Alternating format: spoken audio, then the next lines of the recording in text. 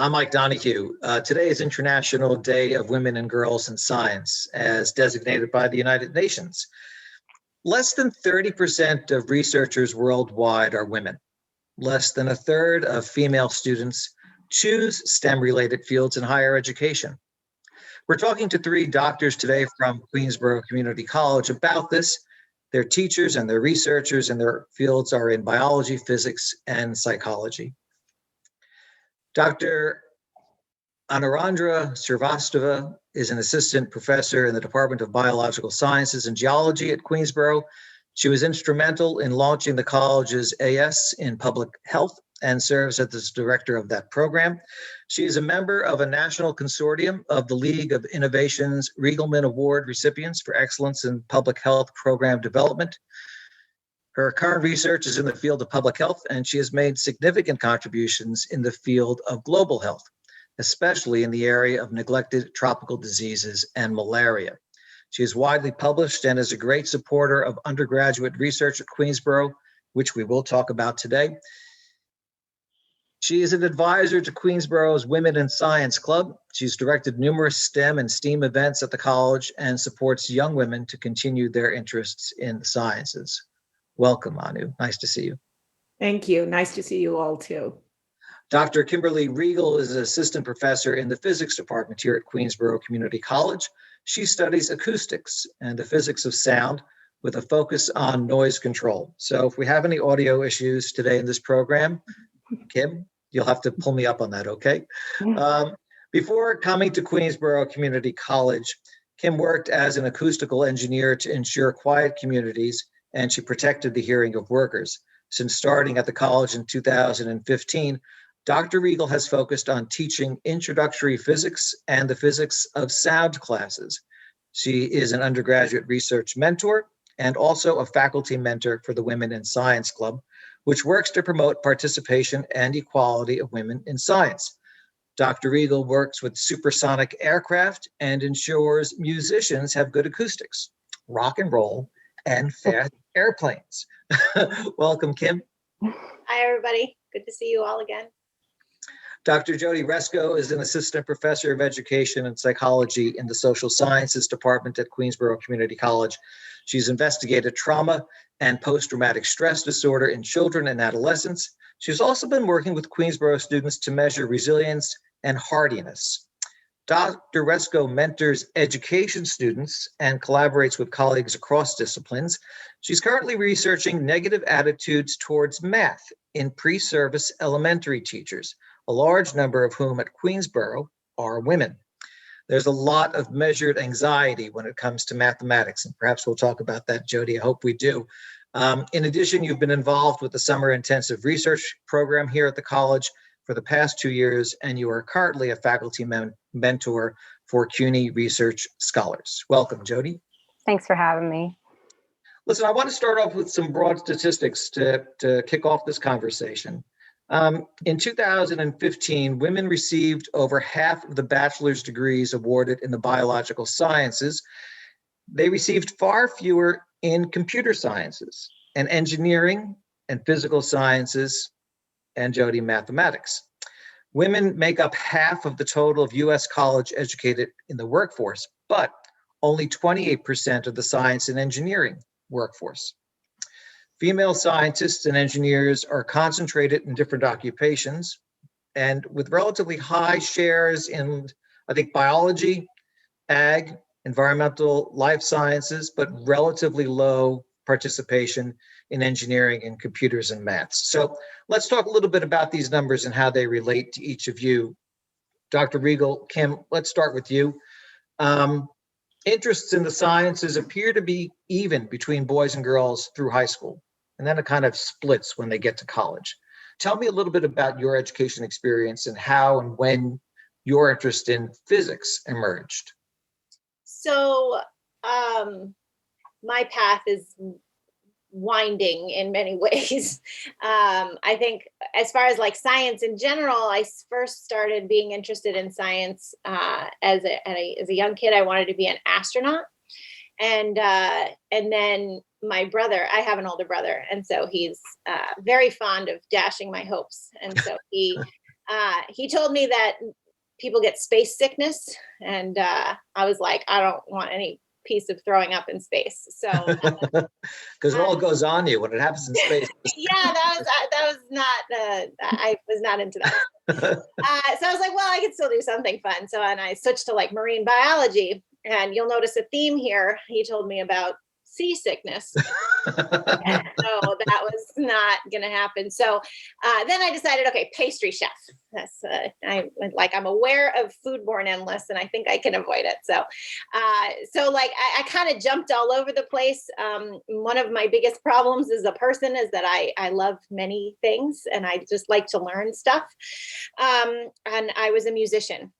And so so when I went to college, I actually studied music for a while, and I kind of jumped around all over the place. And then at some point, I realized that I wasn't that great of a musician, and I was like very technically good, but not very musically good. So I said, okay, well, what can I do that incorporates some of my other strengths? And I still get to think about music all the time because I really love music. And so, and that was how my interest in acoustics became a thing. So I came at it sort of from the humanities side, and I said, well, I love music and I'm pretty good at math, so I'm going to do that. And physics is the intro way into acoustics. So I became a physics major in college, and I absolutely fell in love with it. I mean, everything about physics, I just was a big nerd, and I spent hours in the basement fiddling with instruments and all of that stuff. But I actually was turned off in high school. I was hesitant to go into physics because when I took AP physics in high school, my physics teacher told me I would really never amount to anything and I should give up now. So was your physics teacher a man or a woman? She was a woman, actually. And so I was, I was hesitant to go into physics. And when I did take my first physics class, there were not many other women in the class either. And so it was, which made me even more apprehensive, but I loved it so much that I was able to keep going. And then I went to grad school, and I loved grad school too. And so then that's why I'm a professor, is because I never wanted to leave and have to stop going to school and learning stuff. Anu, what about you? Did anyone encourage you to go down the science path?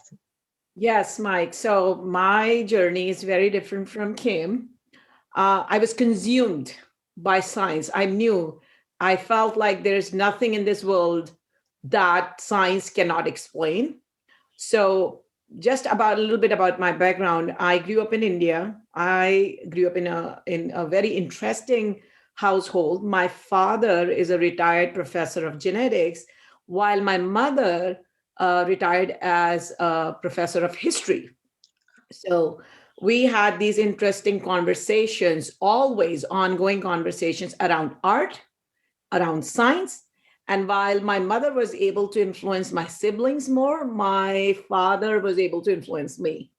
And so I do understand in that way that I come from a very privileged background in the sense where education was valued, and I was never stopped to do anything or pursue anything.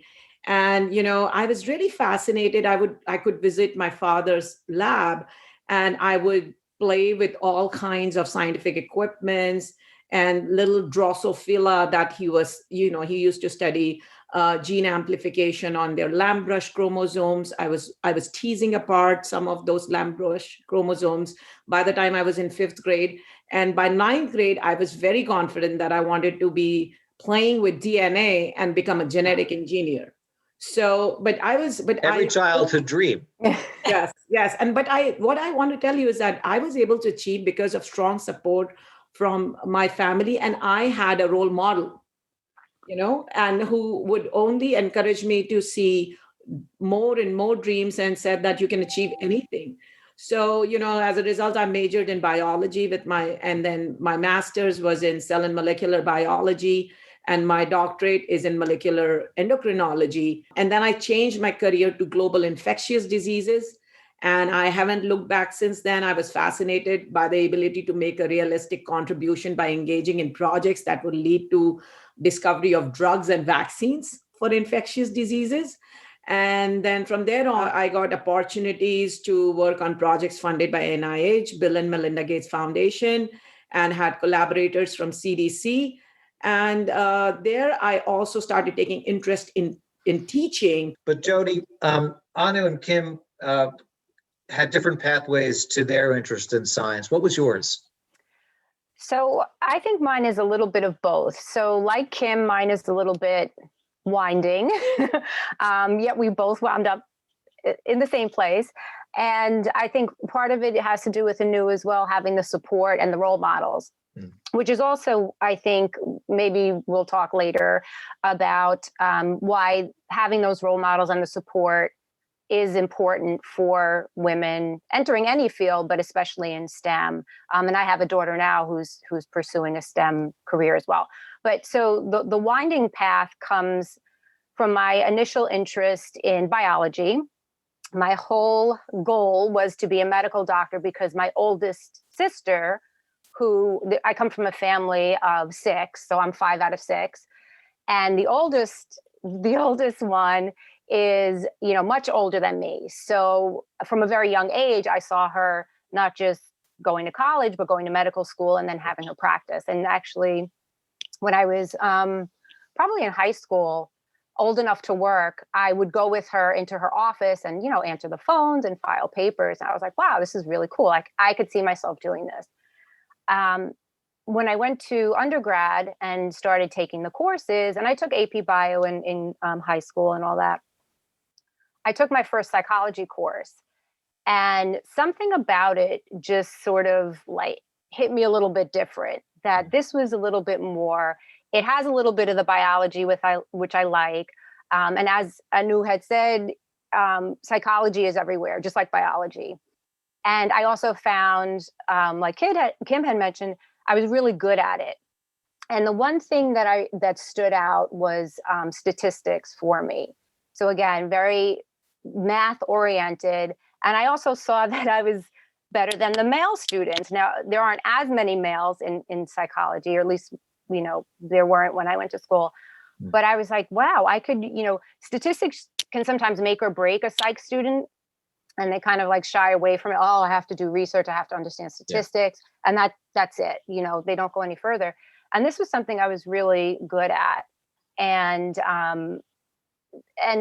the whole idea, like was mentioned before, the continued research, the continued learning, just having the opportunity to teach now is just ongoing. I mean, Kim and I, and even Anu, we're constantly collaborating with each other and also on other projects to just keep that ball rolling and to come in contact with other like-minded women who really see the importance of getting other women on board, so it's something that my path, I wouldn't have predicted this. This wasn't where I really saw myself ending up, but I think this is a good fit for me. And so I think it worked out pretty well.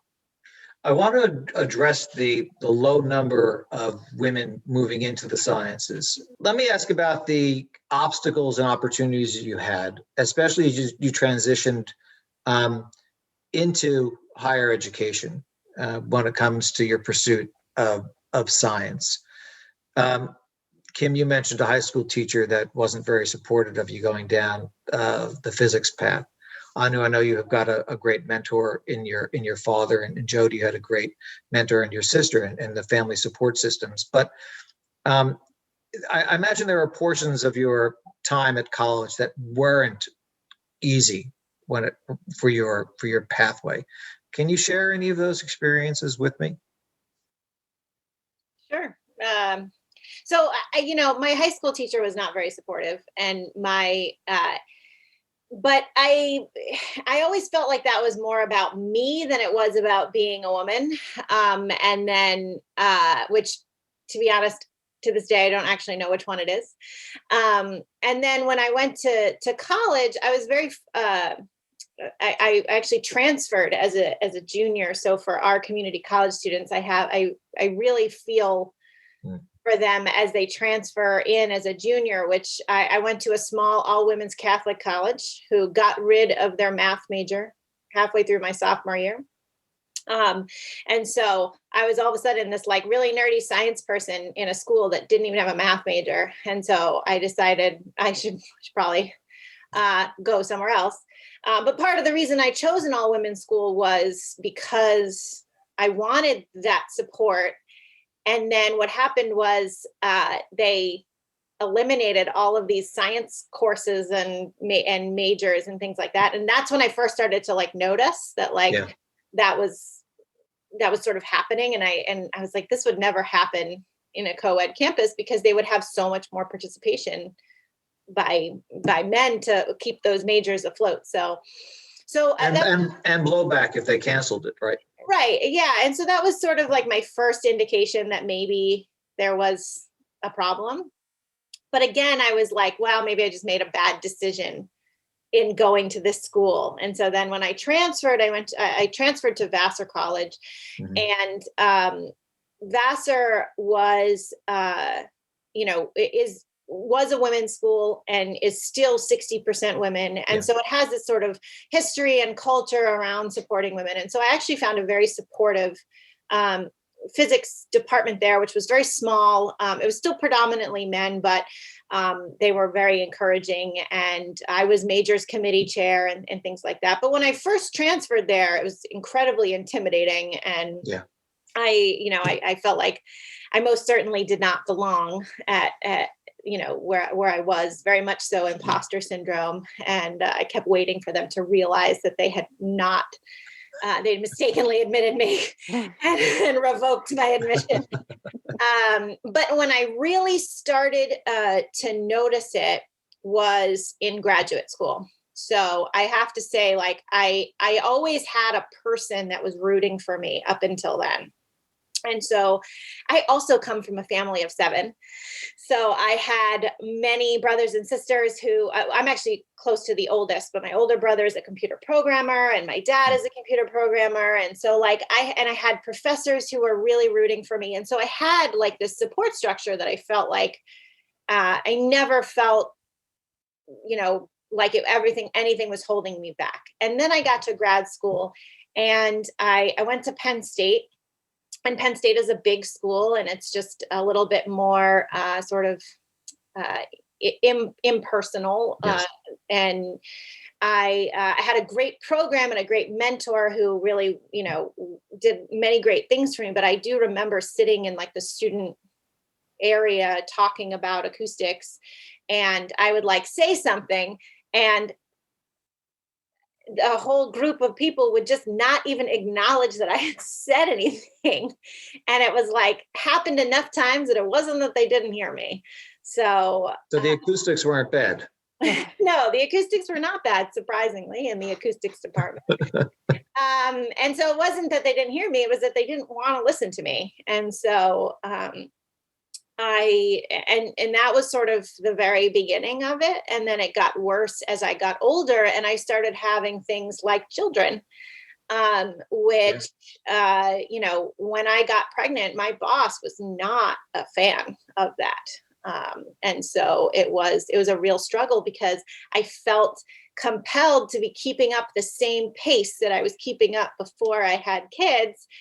And, there was, I was sleeping 2 hours a night. So it was, I took no maternity leave. I didn't, and I still felt like I was constantly failing. I was answering emails from my mentor in labor.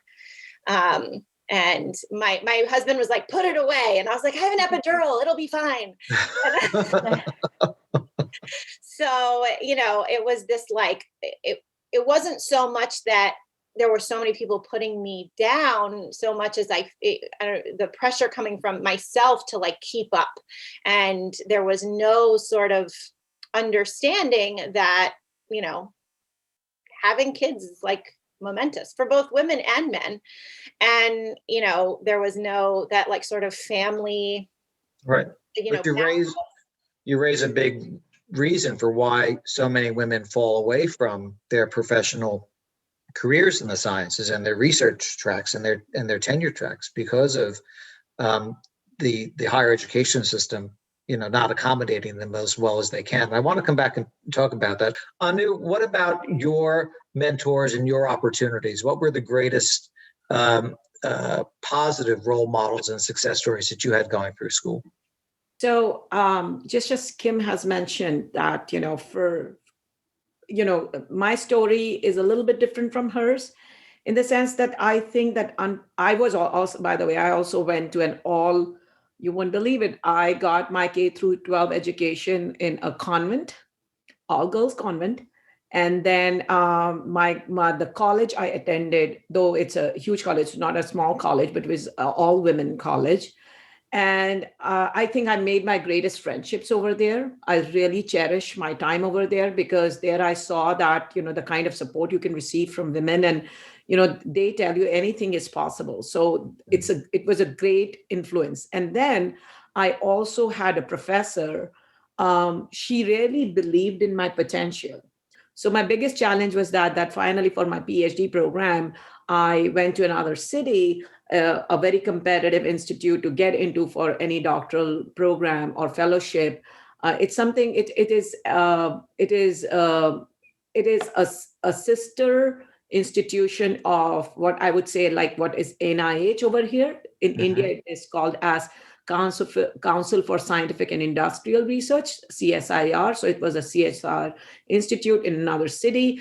And, the first thing, and I was growing up in India, mind you. So a lot of people actually asked my father, and we would stay in a hostel, which was about 8 kilometers away from the institution.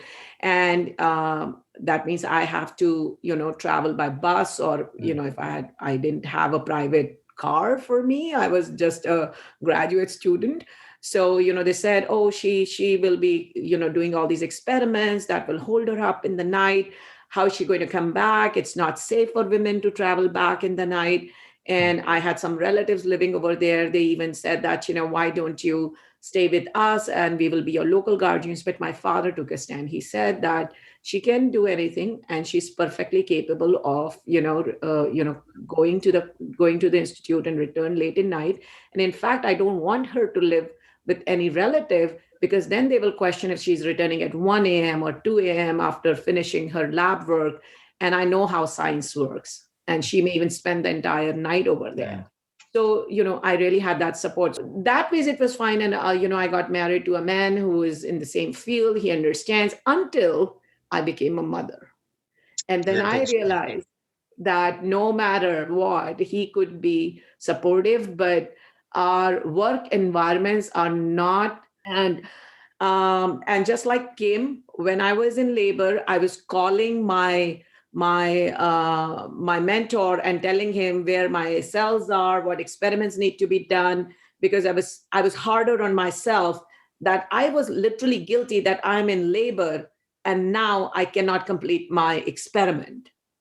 I don't think so a man ever would feel like that, right? And so my husband had to say, you have to put that phone down. You have to, you're delivering a child. You can't think about that right now. So it was not that I was pressurized, but I just took it on myself that I would be seen as someone who's not productive. So unconsciously, I was absorbing it all.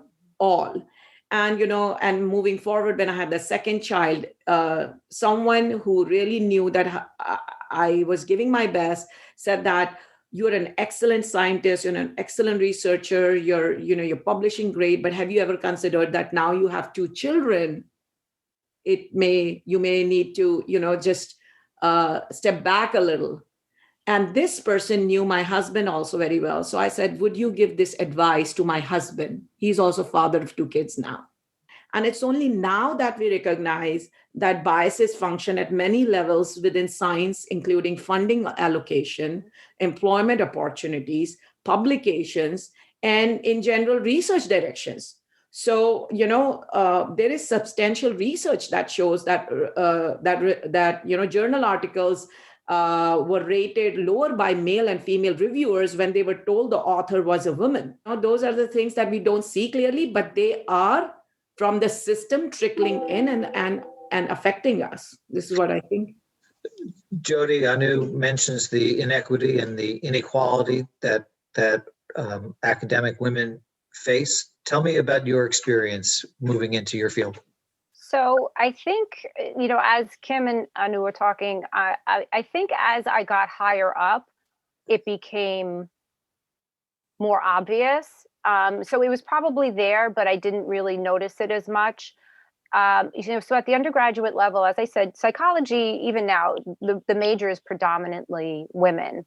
Right. And I did have some really good, in fact, the faculty member that I was doing research with at the time, very supportive. She was female, so it was, this was great. I had a role model. I had someone that I could kind of follow in her footsteps. Afterwards, when I graduated, I worked for a psychologist who was doing research, and she was also a clinician. So this, a lot of good experiences. When I got to the master's level, and then even more so at the doctorate level, it was predominantly male professors, and the number of males in those higher degrees increased. And so now, and I could actually see the competition. So we were, when we had to we were required to do an internship, so that you could sit for your licensing exam. Where are you going? Where, competing for the same thing. Once there was sort of like this competition involved, you could really see it. And it was to the point where, it became a little cutthroat. You didn't want to share anything because you didn't know who you could trust. And even later on, when I was employed and I was doing my internship, there was a male counterpart, a male colleague who had also been in my position, but now, he was there as a full-time hire. And I decided, so I worked there, I did my internship, I was hired as well, worked there for a couple of years. This was a state psychiatric hospital. And I decided to leave to go back to research. And it was funny because the reason I did that was because I did want to have children. And if I worked full-time and in that capacity, these were severely emotionally disturbed children, I felt like that would somehow impact me. So I said, it's time to go get an academic position and so on and so forth. And I happened to get it where he went to school. And he said, how did you get that job? Who do you know over there? And I said, I just applied for it. Like, I don't know anyone there. But it really got him, that like, wow, like, how did you end up with that? And I was like, okay, fine. So the higher I got, the more I saw it. And I just want to, before I forget, there's two points that Anu made that like kind of popped out at me. And one was about the biases. Right. And Kim had mentioned, I think maybe in your introduction, you mentioned as well, that by high school, things start shifting. And the reality is it shifts way before that. Teachers don't necessarily explicitly make comments like they do maybe later on, like, oh, you don't need this, you're going to be something else.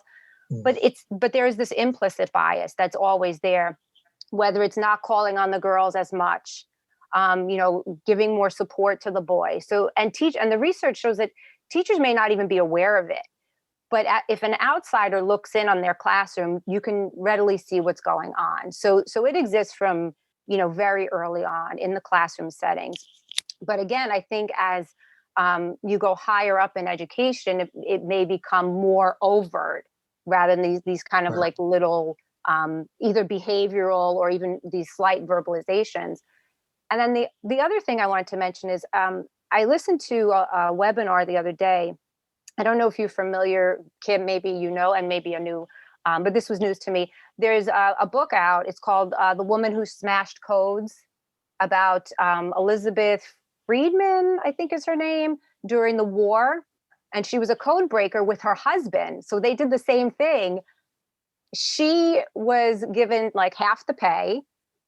And when they wrote about her, they wrote about, oh, look at this little housewife with takes care of 2 children, but she also cracks codes. Whereas, when they write about men, and they never mention that he's a father, or he has, and all this other stuff. And so it just, I think, like Anu was saying, it's still there in terms of funding and publication and hiring and all that other stuff.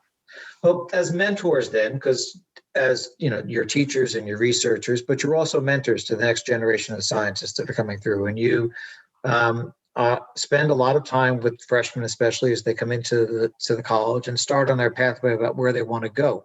So you're aware of the biases and the inequalities that you faced. What do you talk to your students about, especially those female students who appear to be showing a real interest in pursuing a science career? Kim, can we start with you about that?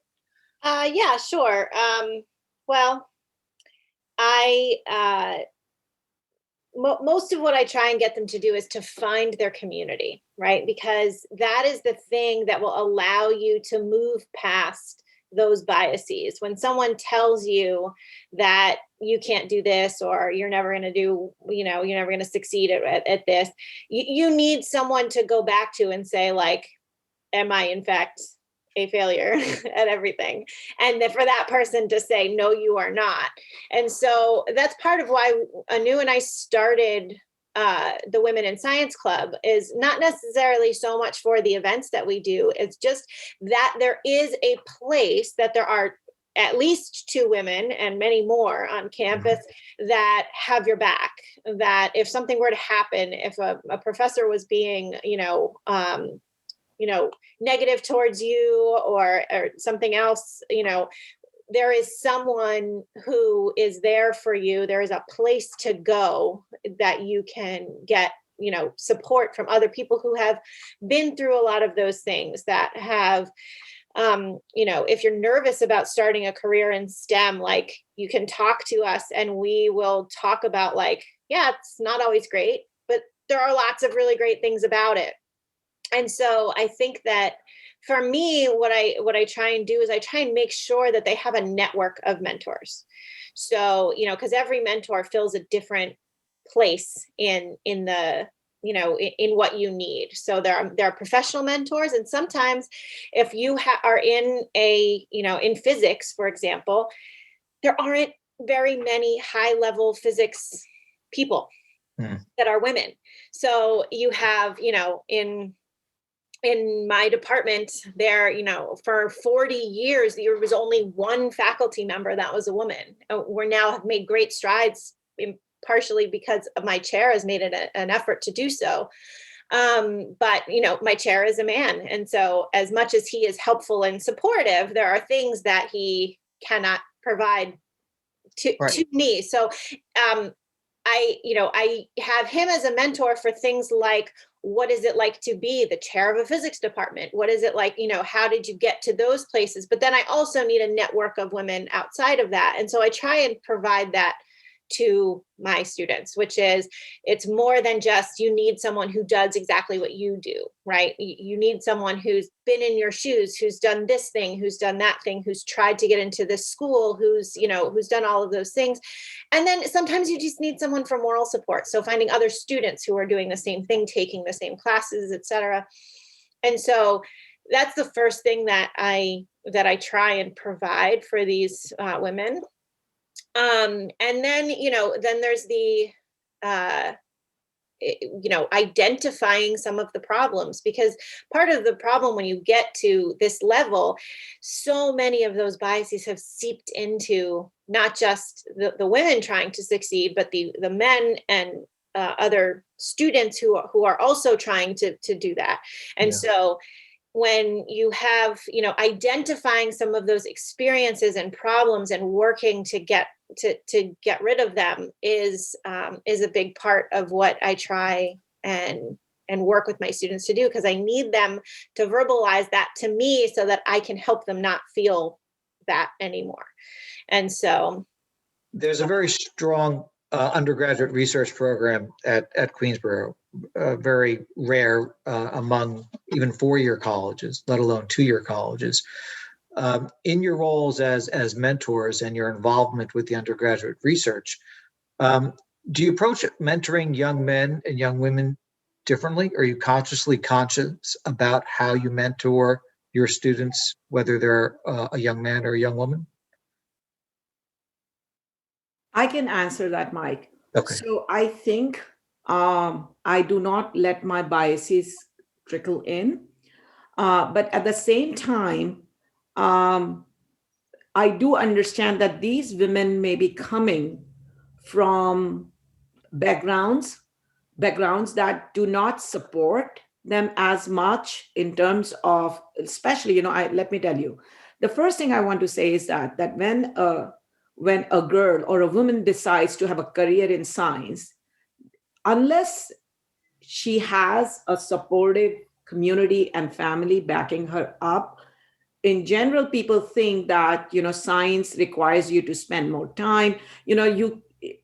You have to be in a lab if you are, if you want to pursue research. Mhm. That means spending more time in the college or in the lab.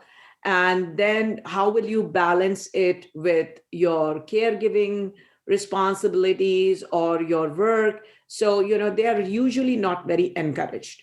So I always am mindful of that. And I always ask my students that do they have enough support from their family, or and I like to know them a little bit more personally. But that being said, I have seen some, even in Queensborough, even some of my male students have also those responsibilities. Yeah. They are helping their parents in the business, or so yes. So I rather go case by case, and I provide them that kind of support that I think would be would be best for them. Now, overall, but I try to create an inclusive and respectful environment. And my biggest mission is to diffuse hierarchical and dependent relationships between trainees and faculty. I like to change, or I am changing the power dynamics, because How are you doing that? say that. So what happens is that I feel that now Kim, me, and Jody uh, are at a place in our lives or in our career that where we have experienced a lot. And believe it or not, I think we are still very privileged in terms of the kind of backgrounds we come from. And so it is time that we give the stage and mic to those who are not as privileged as us. In fact, one of our colleagues today, this morning, shared a wonderful, article, um, which it's in one of the journals by AAS, and it's how kindness is part of an excellent STEM education.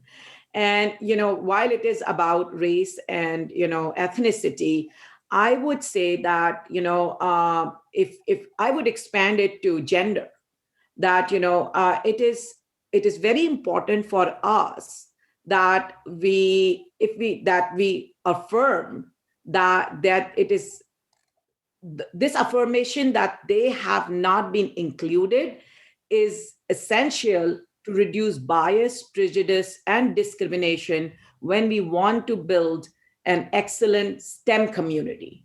And in short, getting rid of the negative is not enough. We must also grow the positive.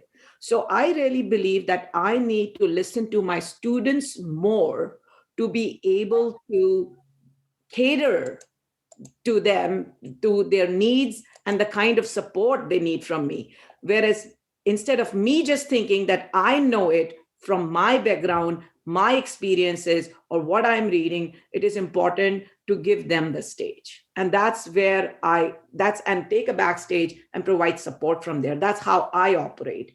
And where they can come to me and question me even about my choices and what I'm doing. Or so I think this change in power dynamics is so important, where we have to realize that I may not be experiencing what they are actually experiencing in their life. This is how I look at it. Jody, are you seeing that female students are asserting themselves more in the sciences today? I think they're really trying, and I think that's where we come in, is to really provide them the support.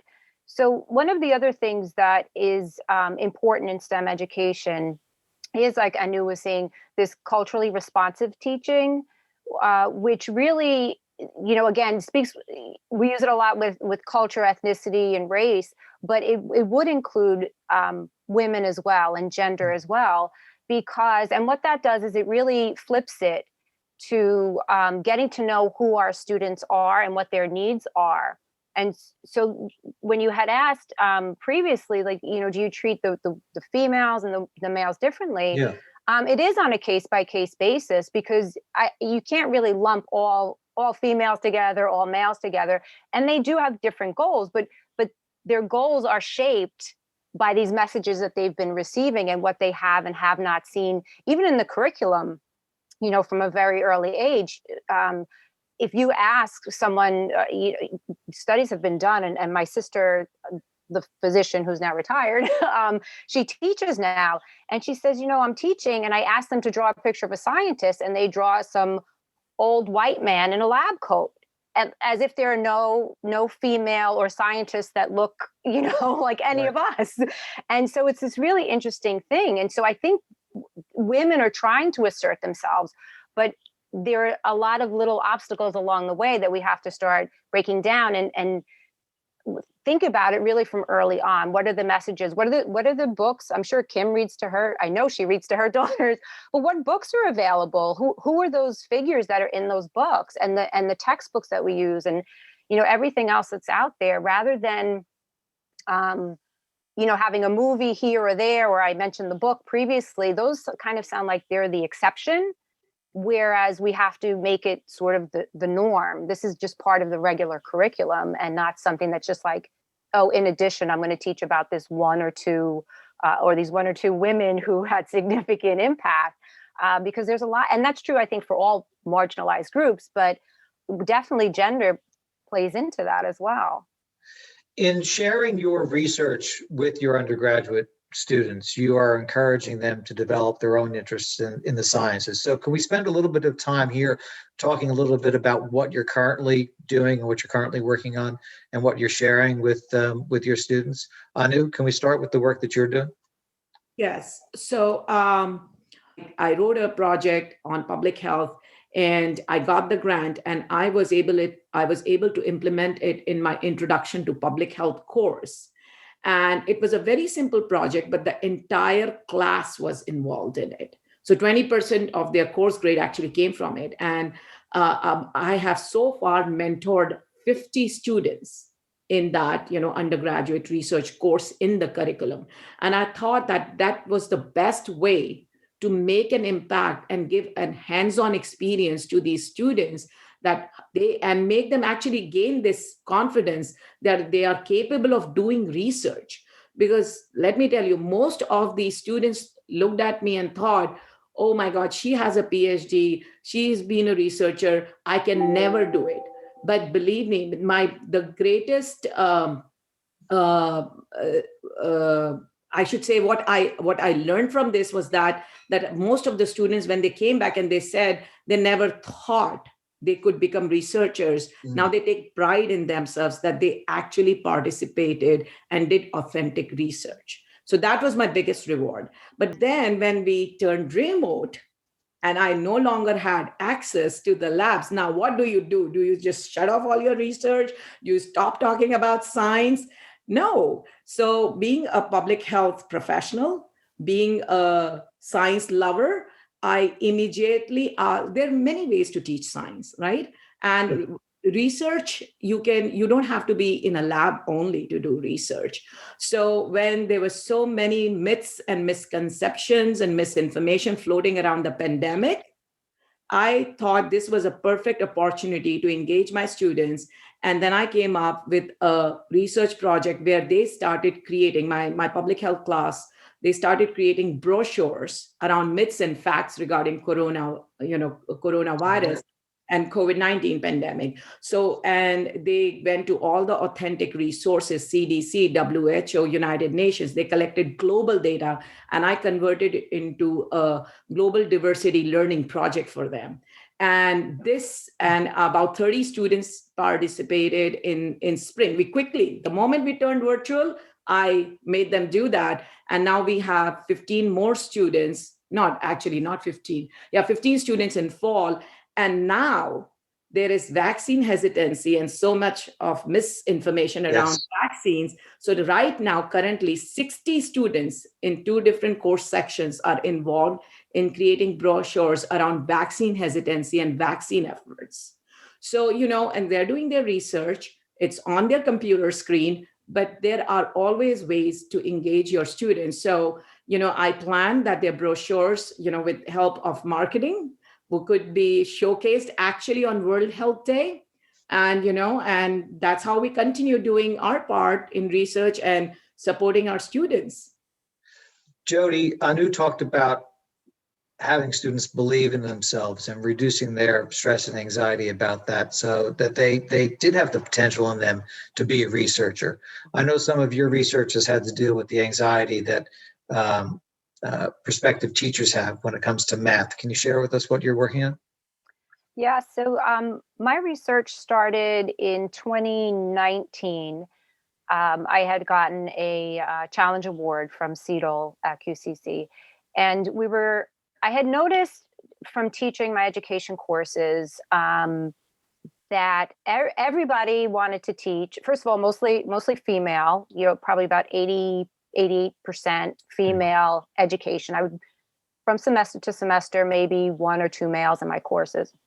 So elementary ed, predominantly female. And I would have them do projects. I would have them create a lesson plan, and it could be about anything. And what I had noticed was that nobody picked math. Very few picked science. And if it was science, it was like sort of like sketchy science.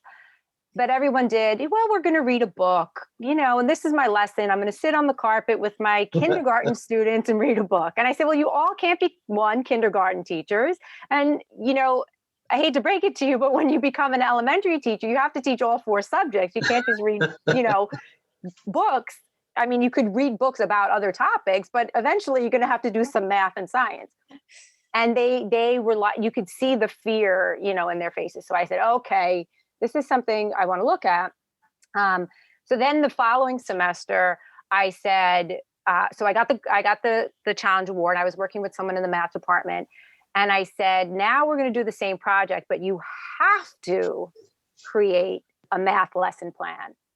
And they were so devastated. I mean, all semester long asking about the project, asking about the project. What do I have to do? Oh, I have to stand up in front of the class and present it. Yes, you do. You're going to be a teacher. And then what I saw from that was they all wanted to teach kindergarten math because it's easy. We could do zero adding. I'm doing a lesson on adding numbers from 0 to 9. And I'm like, oh my gosh. So anyway, the whole idea was we did a pre-survey about their math attitudes, but also their efficacy, their self-efficacy for teaching math. We did an intervention. So we had 2 groups, control group. One section was a control group. One was the experimental group. The control group was business as usual. They still had to produce a math lesson, but the experimental group got 3 interventions by this math professor who tried to teach them math in a relatable way. Like most students ask, what am I going to need this for? When am I going to use this? Right. So he developed these 3 modules that we presented. And then for both groups, we did a post survey to see how their attitudes changed. So the first round, we did present at a conference. We got some interesting data, but it was such a small group. And then we had started again in the spring, and then we went remote, so we couldn't continue. But definitely the negative attitudes and the feeling that they won't be able to explain math, even at an elementary level, was just something that it didn't surprise me, but it that's concerning. And there's really, so searching through the literature and coming up with our interventions, there's really, no one's doing anything about it. No one's, other than methods courses, which tell you how to teach math, but no one's telling them how to overcome this fear. And so then there's this cycle that they're going to go into an elementary classroom and either implicitly or explicitly convey the same message to students of all genders, but especially females. They're the role models now that we talked about before. And I know when my daughter was like in 4th grade, she would come home and, thankfully both of my kids are really good at math, but her teacher would say out loud, oh, I can't do this. You guys come up and do it at the board and show the other students. And I said, this is like, this is not right. So that's my research, and I'm looking forward to getting back into it. Kim, can you tell us about what you're sharing with your students and how you help them over their anxiety through your research? So this is like the best time to be a computational physicist, because all you need is a computer. Was there ever a bad time? But okay. So that for me, actually, most of my research, not all of it, but a lot of it is actually a little bit better in the pandemic, because when I have meetings with my students, it used to be that we met in a classroom or something like that. And I'd be like, okay, well, show me your code. And then like they would try and it wouldn't work on this computer because they did it on this other computer. And it would like, so now I'm like, okay, well, just share your screen and show me what you did. Right. So now when they say, oh, I didn't do anything, then I'm like, so you didn't do anything. It's not that it's not working. But so, I haven't had to slow down a whole lot. I mostly am working right now on sonic booms and how sonic booms propagate into urban areas. So, and why do I do that? Well, if we could actually achieve supersonic travel, we would cut down travel times in half, right? So airplanes would be going about twice as fast as they are now. But it's not legal to fly supersonic planes over land because it's too loud. So it's not commercially viable until we are able to do that. So that's sort of what I look at is, at what point is it going to be quiet enough that we will be able to fly over land? But in order to know that, you have to know how loud it is. And so you can't just fly a supersonic plane over a city, because it would annoy a lot of people. So instead, we do these simulations, which gives us a good picture of what it would look like in a city. So that's what I have been working on mostly. And then actually, we have a collaboration, which it has been part of my part to get this next bit working. So Jody Anu and I work on noise in public health and mental health. So I actually developed a cell phone app over this year with a student. And we have been working on beta testing that so that we can provide some agency to people in high noise areas so that they can make noise measurements and report it in an easy way from their cell phone. And then we can look at correlations between sleep disturbance, mental health issues, health disparities in these neighborhoods, like high stress levels, which cause heart disease and high blood pressure and things like that. So we've been that's our collaboration that we're currently working on together, and I've been sort of putting the finishing touches on our cell phone app so that we can actually deploy shortly. So is that urban noise? Is it, the sound of the elevator going by and traffic and so forth? Yeah, so we're also, one of the things we're working on is a machine learning aspect of that, so that we can identify exactly what the noise is without having to listen to it every time. So, but yes, all around New York City, there is construction noise and subway noise and bus noise and all of those things. And they tend to be higher in low-income minority neighborhoods. And so we are interested in not just noise mapping those communities, but also finding out what the impacts of the noise levels are to those communities. And obviously Queens provides a living lab for you to do that. Right? Exactly. Awesome. Well, I definitely want to come back and talk to the three of you about that app when you've got some data behind you, and we'll do another podcast about that. I want to just cover two things with you off before we go. We only got a few more minutes. One is, what are some practical tips that you can offer students coming to Queensborough, men and women, about getting into the sciences and how they should approach it? I know in my experience here and talking to faculty is a lot of it's finding that personal connection between you and the professor and getting involved at some stage with some research. But, top couple of tips from each of you to students that they should consider when they come into the college. Well, when I have students who are just coming into Queensborough, I always tell them to check out the clubs. Student activities, we have over 30 different clubs, ranging from all different kinds of STEM fields to more social clubs to cultural clubs, all that stuff. And I think that if you look at down the list of all the different STEM clubs, you will find something that interests you, and that will allow you to not just meet other students who are working in something that you'd like to know, but also the faculty. And it puts it in sort of a less intense, like I'm in this class and I really need to pass kind of situation. So it can feel a little bit easier to talk to a professor. Yeah, and early on, you said how important it was to build your own community. Yeah, and so I would say that that's definitely in my top 5 of what you should do when you come to Queensborough. The other is that professors are less scary than we seem. Most of us are also super nervous on that first day when we walk into the classroom. Like every first day, I have jitters, and I dress up so that I like portray that I'm not nervous, but I am every time. And so sometimes it can seem like maybe we're a little stuffy and not super friendly because, we're also, stressed out and trying to remember which class is which and what all of our students' names are and what, which room we're trying to go to and all that stuff.